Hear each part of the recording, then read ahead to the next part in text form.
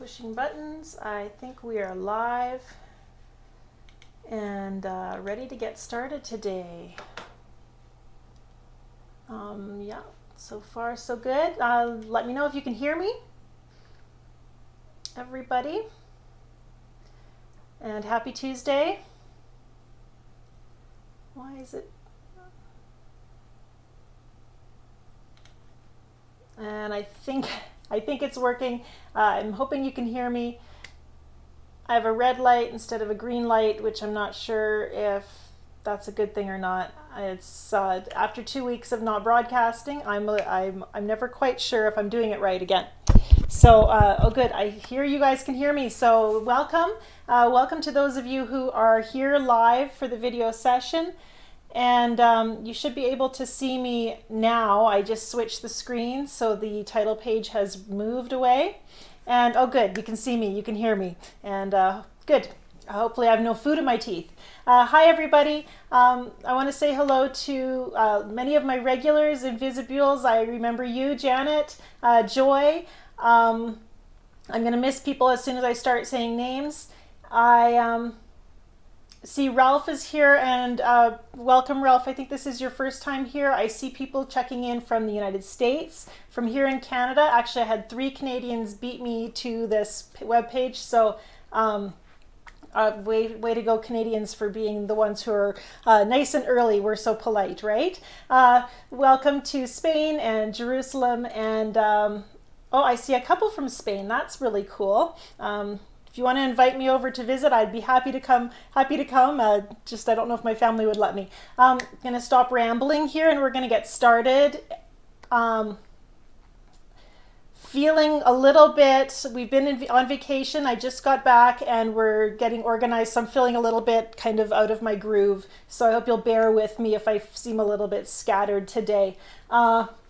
We're going to go back to kind of the regular structure that I've been doing for the last few months, where I do a little bit of a watercolor pep talk. I share some of my thinking, and then we'll move over to the work surface where I share also some watercolor techniques. So we're going to cover that. I have a little bit of some thoughts prepared, just kind of referring back to my vacation last month, I guess. We spent 2 weeks in Galveston, Texas, enjoying our family vacation.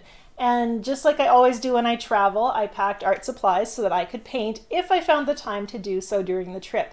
And that's always a little bit iffy. I never expect that I'm going to have time to paint because I have a young family and they are very active. So we like to do stuff when we're on holidays. But, there's usually a little bit of downtime when I can pull out a sketchbook and try to get a little bit of painting done. It's a good opportunity for me to do something which I rarely do, which is sketch.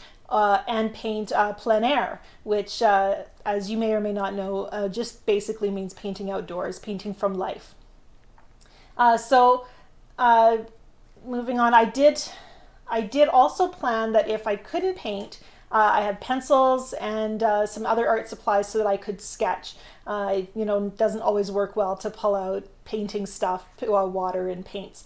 So during our airport layovers, I tried to just pull my sketchbook out and sketch what I could see, which was generally the people around. And that didn't go so well for me. I came home feeling kind of a little frustrated because, like you probably do, I admire many talented sketchers. They're people who go out, artists who go out and sketch what they see. They sketch people and places and things that are happening around them, and they have these beautiful expressive sketchbooks just filled with these amazing pencil sketches. And they're not always flawless. In fact, I really like the artists who kind of do the scribble drawing. They're really loose and intuitive with their line, and I really admire that work. So it was frustrating to me that I came home and I wasn't happy with any of my sketches, and I didn't enjoy the experience of sketching. Sketching in public places involves staring. If the scenery is not appealing, and I was in an airport, so it really wasn't much to see. So the option that I had was to draw the people around me, and I don't like making people feel uncomfortable. If they feel me staring at them. even if it is for the purpose of art, I know I don't know if I'd feel comfortable with somebody drawing me across an airport. And so I don't feel comfortable doing it. And the other thing is I'm just not great at sketching. I wouldn't want them to come over and see the drawing that I was doing of them because it wouldn't be that good. It wouldn't really look like them. It's not, because I don't enjoy the process and I don't enjoy the product, that made it very difficult for me to feel like I was succeeding in what I was trying to do. And I'm sharing this because I think that there's a few things that I've learned through my attempts to do something out of my comfort zone. And I'm hoping that they're going to encourage you and maybe help you feel less alone in the areas where you feel kind of like an awkward artist. First of all, I really believe that not everyone has to do the same thing. Just because I admire the sketchbooks of other artists, and two that I would encourage you to check out are Mark Taro Holmes and Brenda Swenson. Beautiful sketchbooks. And they, I believe, Mark Taro Holmes has courses on Craftsy as well. And as much as I love what they do, sketching doesn't come super naturally to me. I would much rather be in my studio with all my painting stuff spread out around me than be painting on the fly or drawing or whatever. And the cool thing is that even though I don't sketch on a regular basis or sketch in the traditional sense, this hasn't really hindered me as an artist. I've learned to develop my ability to paint and observe the world around me without the tool of the sketchbook. And that's a simplistic answer because you do need to grow your skills at drawing and being able to observe and get what you see down on paper, but you don't have to do it with a sketchbook if that's not working for you, which is what I've learned to accept. So that means it's okay to reject techniques, styles, and tools that aren't a good fit for you. It might be a temporary rejection. Generally, I pull a sketchbook out every year or so and spend a little time working, and then I put it aside again. I'm never going to completely quit trying to, work sketching into my artistic practice. And I have learned to sketch in other ways that don't involve traditional sketchbooks and spying on people. So if you feel like the need to reject an ill-fitting technique or approach, you don't need to feel like because you're doing that, you're not going to grow your skills and improve as an artist. You feel free to reject things that don't fit for you, even if it's just a temporary rejection. The other thing I learn every time I pull out a sketchbook is that it's okay not to be great at everything. When I think over my poor sketching experience, I realize something that to me feels kind of profound, and that is that you can't choose the stage you're in. And I've been trying to share this truth with my children. They're entering their teens and they get frustrated sometimes because they have high goals for themselves and their behavior. And yet many times they still often in their reactions and responses to things act like children and act in an immature way. And that's frustrating for all of us. But I have to encourage them and myself just to remind them to be patient with themselves as they develop this maturity and the ability to have more self-control. It's a process, and you don't get to decide that, okay, I'm done learning that now and I've succeeded. It's kind of something that has to happen at its own pace. And just like my children, it works that way for artists. We all start out as beginners, and we don't get to decide when we advance to the next stage of expertise. Of course, practice and study will help us to grow, but when we master the thing, how do we don't get to decide when we master the thing that we're struggling with. We just have to trust that the work we're doing to succeed in order, the steps we're taking to complete and master that technique will see success at some point. And if you can't choose your stage of development, why not spend more time thinking about enjoying wherever you are at? Whatever I'm doing as an artist, I think about the process just as much as I think about the end result.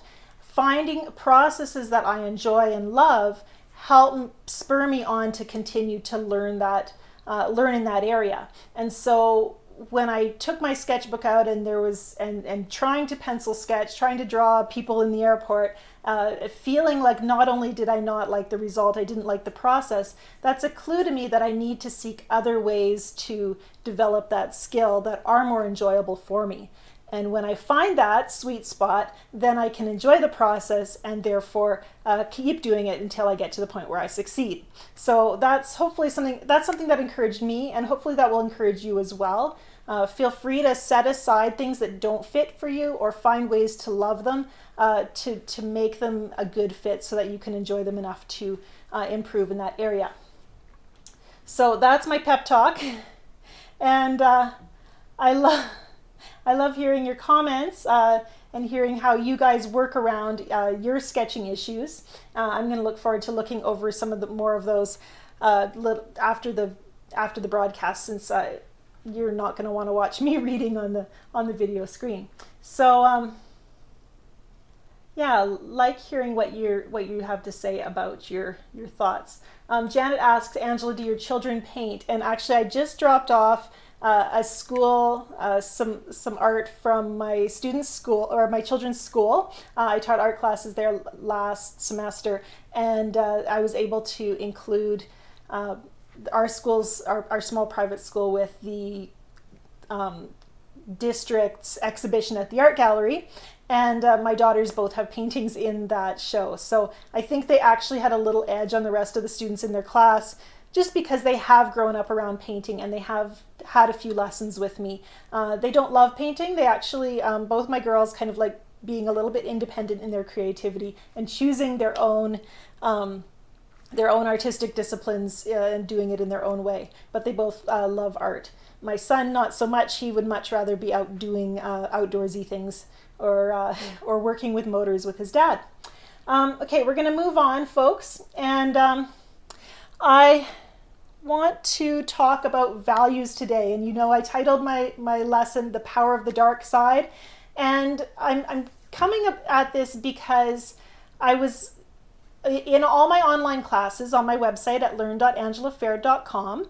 I have a student gallery, and when you're going through the lessons, you can post your work, any paintings you make that are inspired by the course, and I'll come in and critique them. And by critique, I mean, you know, I'll share the weaknesses and the strengths of the artwork, give suggestions on how to improve. We're very gentle. It's not a scary thing. But one thing I noticed that was kind of cropping up repeatedly, and something that I think it was a great topic to talk about, is how much power a dark value has in your painting, and the tendency that we have to go too dark too soon. And what was happening is I was noticing a few paintings, and sometimes it's the photography. It's not always as dark as it looks on the screen. But sometimes there will be an area of the painting, it's the darkest area. Maybe it's a clump of trees, or you know, the shadow on the side of a building or something. And they'll have painted it basically flat black. And not necessarily using black paint, but even just so much dark paint that it looks just like a solid black shape. And that's very dull. It's not very exciting. So we started talking about values as a scale from 1 to 10. And we're going to move right over to my painting surface as we kind of go a little bit deeper into this. So just bear with me as I switch my camera over. And hopefully there's not too much thumping as I get everything put back in place here. I think we're good. Okay, so I was starting to think of values as being on a scale from 1 to 10, and value scales are commonly used. Actually, let's use this one. That's an actual full page. And so here we have 1 as being our lightest value and 10 as being our darkest. And the tendency we have is 1 would be the white of our paper, whatever our paper is, and 10 here is solid black. And we tend to paint our lightest values as leaving that white area, and our darkest values is right on the 10, and then everything else is somewhere in between. But I was thinking, what if we gave ourselves a little bit more room before we fall right into that black hole and have this dull, flat area in our painting? And I'll show you one that's pretty flat. You can see how strong and dense this area looks because that color is so dark, and it just dominates the rest of the page. If you try to look down below here, your eye keeps getting pulled back up into that black hole. So that's the power of the black hole. It sucks everything in. And so we really want to avoid going too dark too soon. And I think one way to do that is just take a look at the value scale and think, what if I painted my dark values, at least in the early stages, somewhere in this 6 to 8 range. And if my darkest value is no darker than 8, that means if I need to make it darker later, I still have 2 other, levels of darkness to go to. But it's not, it's not, because once you get to 10, you can't go any darker. That's all as dark as you're going to get, no matter how much more paint you put on there. So let's think about our values as sticking to this area. Middle values would fall somewhere in here, and then our lightest values down here. And so we're using only 3/4 of our value scale at that point, which still gives us that room to go a little bit darker if we need to. So that's a simple way of looking at it. But you don't need to have a value scale in front of you to think about that. To think in those terms. Really, all you need to do is just kind of assign those when you're painting. Just assign those the values you're putting down with a number, and it will kind of come together. I have a little landscape here that I started, and I do have a link to the original reference photo in the description of this video, so that if you want to paint your own mountain lake, you can do that after we finish up here. And this is just painted all in one kind of medium middle tone. And so if you look for the darkest value here, what would you say that is? A good way to see those dark values is to squint at your painting and see what looks the darkest. As soon as you squint, you're filtering the light a little bit, and it gives you a little bit more ability to see value. So I'm seeing this as being kind of my darkest value. And a little bit maybe over here where the paint's kind of migrated to the edge, which would be covered by a frame anyhow, so it doesn't really matter. So that's my darkest value. And where would that fall if you were grading it on a scale of 1 to 10, 1 being the lightest and 10 the darkest? And we're not even going to look at the value scale. We're just going to mentally think this through. And I'm seeing maybe a 5 or a 6. I wouldn't think it's any darker than that. So that means we have here a range of values from 1 to 5. It's a very narrow range. 1 is our white paper. We have maybe some 2s and 3s in here, but it's very bland painting, really. And so we make it more interesting, make it pop a little bit by strengthening our values. And because everything's in that 1 to 5 range, we have room to do it. And the other thing is, one of the reasons this blue edge stands out so much is because it's right beside this white area.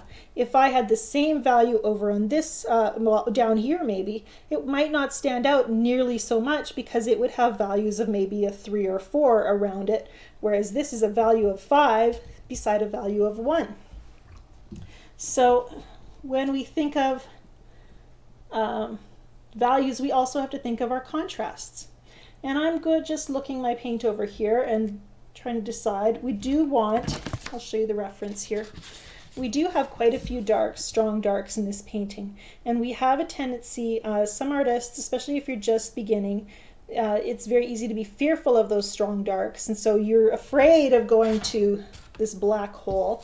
And so you start painting everything, kind of painting it as kind of this smaller value range and never really going darker. And that's not a good idea either, because a painting like this is going to be much less dramatic. It's not going to draw people in to look at it when you don't have those strong values. But right now we're at the place where we can start to add some more interesting values and add some contrast. So I'm just going to start adding my second layer here. And one thing I'm seeing in my reference photo, I think we have room to kind of show most of it here, is not only do we have very strong darks in our hills here, in our mountain and trees, but we have some strong darks in our water. We have some dark values of reflections on this side. And I'm just using, actually this is a Princeton Elite round, number 10 is the size. And I very rarely use a brush this small, but this isn't a very large painting. And so I'm just going to put in some of those darks. That's going to make our water look a little bit more interesting. there is also a line, a shadow, and there usually is shadows where, you know, water touches land because, or where a group of trees reaches a meadow or something. We're going to see more shadows where there's change in the landscape. And actually, I think that's a really good way of thinking of it. When there's change in the landscape, the light's going to change. When I was first starting to paint, when I thought about light and the role light had to play in my paintings, I mostly thought of it in terms of shadows. Which direction do the shadows go? But the fact of the matter is, light affects absolutely everything in your painting. If the sun is shining on an object, it's going to look warmer. If the sun is if it's a certain time of day, the sun's going to have a different temperature. I was noticing this morning when I was driving that the light is a lot cooler in the morning than in the late afternoon when we have that kind of golden time. And I'm just kind of, this is the kind of area of a painting you could easily get lost in, all those lines and ripples of reflection. Don't really want to do that. I want to see the bigger picture, the biggest shapes in my scene, and just focus on those.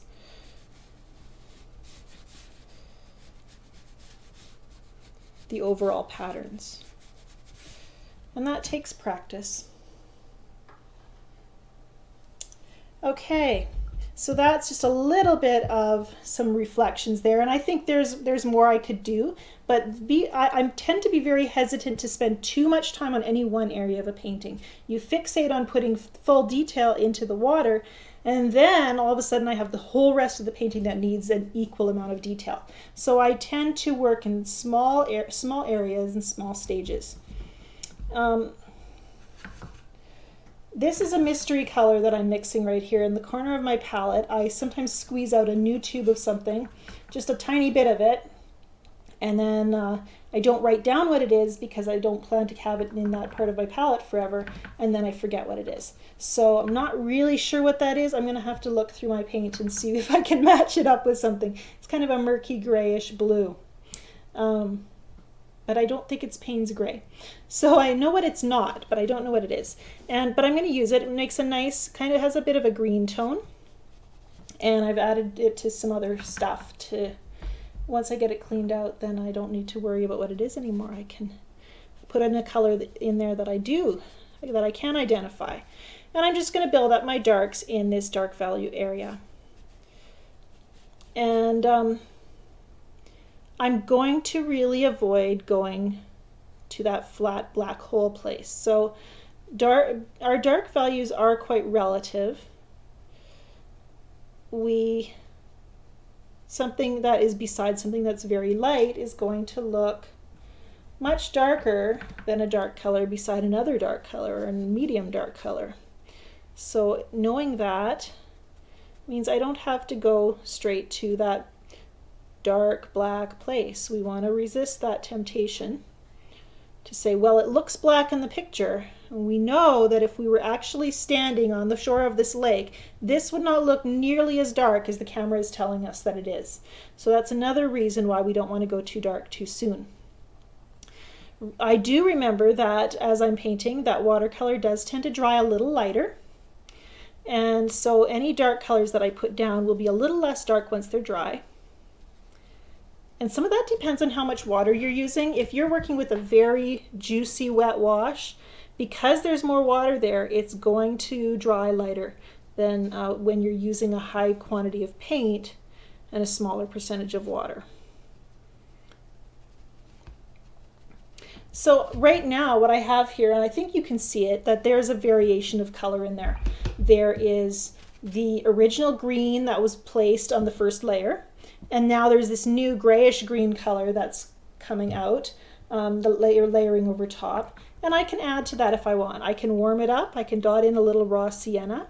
Right now this is juicy and moist, so any color I add will softly blend and give me some interesting texture and a very interesting color quality. And this is much more interesting than this really dark one, isn't it? We have much more reason to study this area, to look at it. This one, it demands your attention, and yet it doesn't give you anything. It's just flat and kind of bland. But this one, it's much more cohesive with the painting. It fits in better with the rest of the colors and everything that's happening on the page. And it's much gentler in calling your eye to it. You know, you kind of more naturally progress through the painting. And I'm just using vertical strokes because trees are pointy. These trees have little pointy tops, and so just going straight up and down kind of gives the shape that I need without me having to paint a lot of detail. And I still had some of that raw sienna on my brush, so as I moved across the paper, I had that murky gray here, and then once I had that raw sienna, my color started to change, and it's actually blending in a really neat way, which I like. I'm getting this natural transition that over here, now I can have a different kind of trees, which is kind of what's showing up in my reference photo. And because they're a different kind of trees, they're a different shape too. So I'm kind of changing the way I move my brush as I get to this side of the painting. I think that'll do. There are still darks that could be placed in this painting. There are quite a few shadows and interesting dark areas in the water here, and there's some dark shadows over here.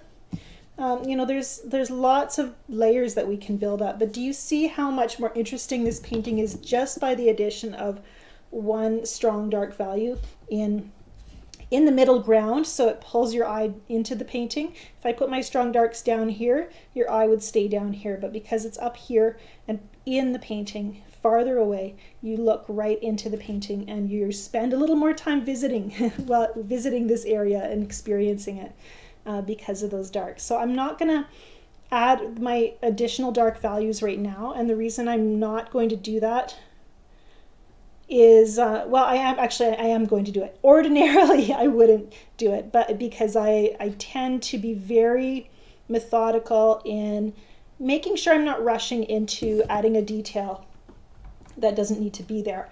I like to live with a painting a little while before I, not just continually add to it until I realize I've overworked it. But because I'm on video here for you guys, this might be where I would go in, after studying the painting for a few more minutes, after letting it dry and coming back to it after an hour or two, maybe even a day or two later. I would look for that next level of detail that needed to go in. And I think that's the dark values in the water. And there's kind of a ripple that goes right down here that I think would look nice in the painting. And I've changed my brush stroke pattern because I'm now painting a different shape. Because I'm painting the water, I'm going to follow the direction that those ripples actually go. I'm using phthalo turquoise and a little bit of jadeite genuine, which is another color by Daniel Smith. You wouldn't need to use those colors. Phthalo turquoise is really nice for water, but it's also very staining. Phthalo blue is very similar, so if you have phthalo blue, that works as well. And they make a beautiful dark. Mixed with green, they're going to be a very rich green. Mixed with violet, you get a beautiful stormy blue. So I love using my phthalo turquoise mixed with violet for clouds or deep water.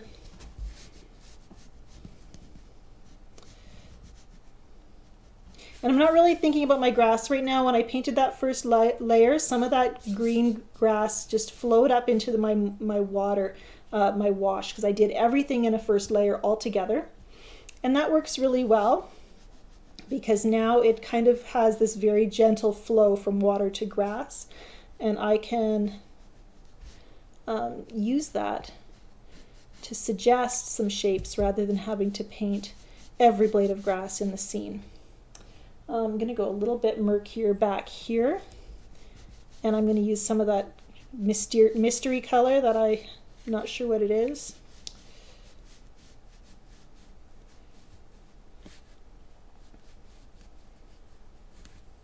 And a new brush works really well for those little fine lines. I've noticed that some of my brushes are starting to get a little worn down And once they don't get that sharp point anymore, I like to upgrade.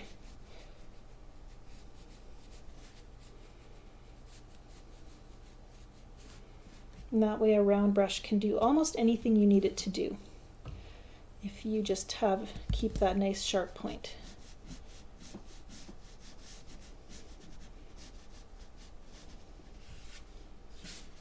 A few more darks in there. And I'm not going to do much with my grasses. Very easy.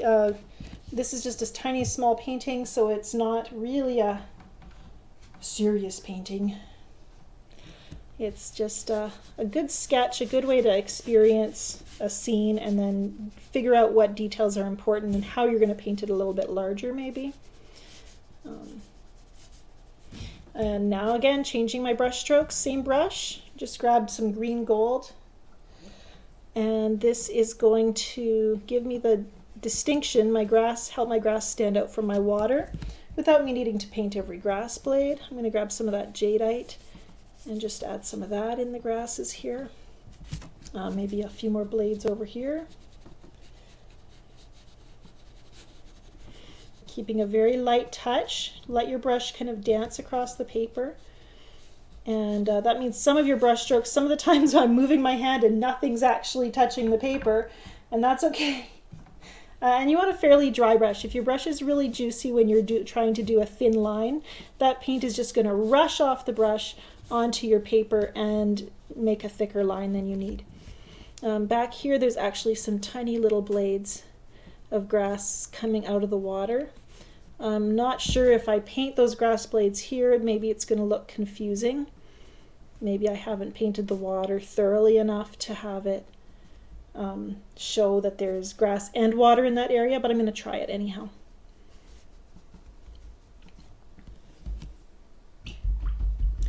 "90% of the time, watercolor, well, 100% of the time, watercolor is problem solving. First of all, we have a problem. We have a reference photo that we need to try to match, that we want to get onto our blank piece of paper.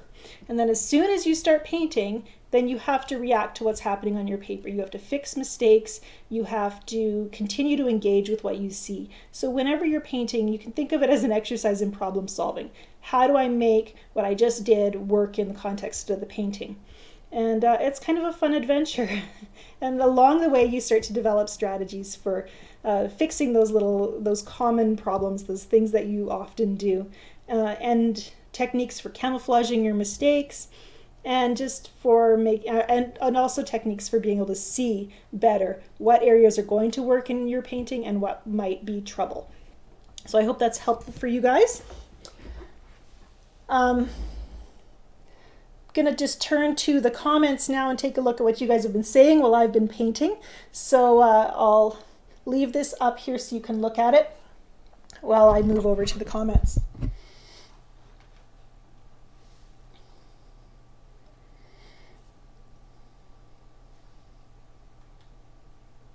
Janet says, "Angela, I like how you made this painting come to life." I love that comment because I think it's very true.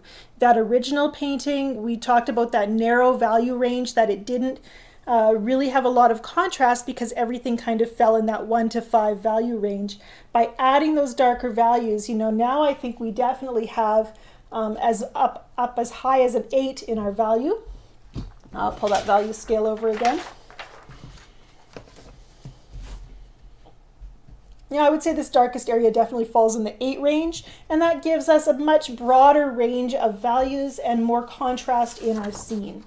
So, paintings do come much more to life when you have dynamic values, when you have that nice range, and we don't have that black hole of darks that just sucks you in and then doesn't give you anything.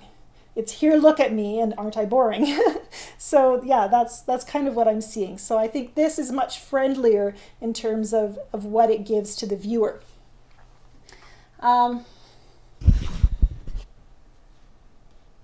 Welcome, Joe. Yeah, we changed, the time zone changed, and that made things happen kind of a little bit differently. Arlene has asked if the mystery color is Mayan blue. I thought it might be, but I have it in a different palette, so I don't know that it is. I kind of wondered if it was. Diane says, "I often take pictures of paintings on my cell phone and edit them to black and white, and that is a really good way to see the values and to practice seeing values in your paintings and in your reference photos. And I encourage you to start to build a habit of looking for the values in your references and in your paintings. And I actually cover that in most of my classes most of my online classes. I always devote some time to value. And my Craftsy course, which is Better Paintings with Watercolor Sketching on craftsy.com, I really like that course because it shows how I might develop a painting from the very first thumbnail sketch right into the finished product.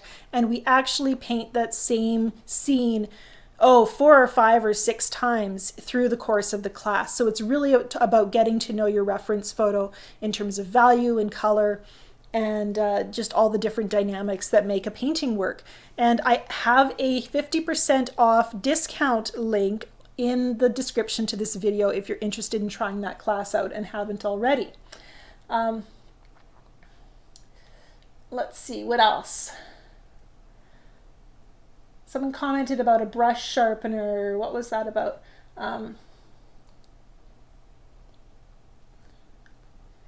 I have never heard of a brush sharpener. I find that I guess you'd have to trim it down, maybe, but I don't think I could physically have the skill to trim a brush. I should have painted my nails the 10 values. Wouldn't that have been smart? I probably have the nail polish to do it. And yes, Ian, I did have to quote Star Wars. My family loves Star Wars, so we see that a lot. Any other questions? I like Joy's comment. She struggles with sketching and just uses color. And I agree. If something doesn't work for you, find a workaround. And we do that all the time in life, and painting's kind of the same way. If there's an area of, you can spend time feeling guilty that you're not doing it the way some famous instructor recommends, or you can choose to find ways that work for you and realize that the growth is going to happen whether you're learning it in the traditional way or you're finding your own workaround. And I really think that it's important to love the process, because I'm not done learning yet, and I've been painting for 20 plus years, and I'm still challenging myself, still feeling frustrated because I don't always get everything to work the way I want it to. So I'm still feeling like there's so much more that I have to learn. And so, yeah, if you're climbing a mountain, why wouldn't you stop and look at the view all the time? Especially if we're going to be climbing this mountain for the rest of our lives. And I kind of look at painting that way. Mr. Welch says, I've just done a painting with poor attention to value. I had to redo it and ended up with a totally different painting. It makes such a difference. And I totally agree. I felt like I really would feel, personally, bringing art to a local art gallery for group shows, sometimes my paintings just felt so bland beside other artists, and I would be frustrated by that. And it was that really drove me to start learning more about values and trying to make my values more dynamic in my paintings. And I still don't have it perfect all the time, but it's a good thing to practice, to make that a discipline of paint, that you're going to strengthen your values. You're going to look at values. It's going to make your paintings better every time. And you'll gradually start to see the impact in your paintings. Craftsy link should be in the description of this video. If you can look down below following the video, or even during, I guess. Joy says, I think the sharpener comment was a joke. Yeah, it wasn't. I'm just slow to get it. I've seen another artist I've seen actually makes his own brushes, and I just thought that was the coolest idea ever, but I don't think I have the skills. But that's why I actually don't insist upon, the high-end brushes, that you have to have an expensive brush to paint with, because I actually think some of those more affordable synthetic brushes, they work just as well. and you don't have to feel like you've wasted your money if they wear out quickly. And it's really painful for your pocketbook if you have to replace your brush frequently and it's $100 brush. So I like using those more affordable synthetic brushes. I do really like the Escoda Versatile line, which is a little bit more money. They have a softer, the brush hairs have a softer feel, which is very close to the natural hair sable brushes. Some synthetic brushes are quite snappy. They feel quite a bit stiffer, and I should just show you guys on here. This is a Princeton Elite, and the bristles do feel a little springier, whereas my Escoda brush, the bristles just feel a little bit softer. And sometimes that's the shape of the brush and how it's made as well. I think we are, and yeah, I never throw a brush away. North York says I have brushes that are more than 40 years old and still useful. This brush is starting to lose its pointy end, and when it does, what I probably will do, I won't throw it away, but I'll probably put a little acrylic paint on it or a piece of tape to remind myself that this is an older brush. I'll mark it in some way, and then I'll know I can use it for maybe large washes. I can use it for applying masking fluid or other mediums onto my paintings. You know, there's lots of other uses I can find for it. I just won't use it for those fine detail or those really intuitive lines that I like to do. I want to encourage you guys, I'm not going to do a book review today or anything like that. I think we're pretty much out of time, but I want to thank everyone for joining me today, and I appreciate that you took time out of your day to come and join me here on my YouTube channel. I encourage you to subscribe if you have not already, because you will receive notifications when I'm live. And I also encourage you to sign up for my email list, because I've moved my email schedule to Sundays. We're going to see how that goes. But on Sundays, you'll get an email with the link to the video for Tuesday. So to today's video, everyone who's subscribed received a link to that on Sunday, as well as other useful advice for watercolor artists.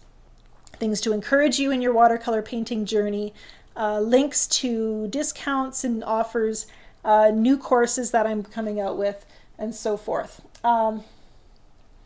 I will be back next Tuesday, same time, same place, and I don't have a plan for my lesson yet. I've got lots of ideas. I'm all refreshed from my vacation, so lots of things I want to cover over the next few weeks.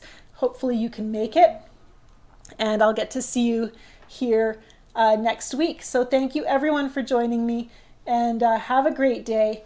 Hopefully you get some time to paint today, and just love the process of doing it, and you can't help but grow when you're doing something you love so much.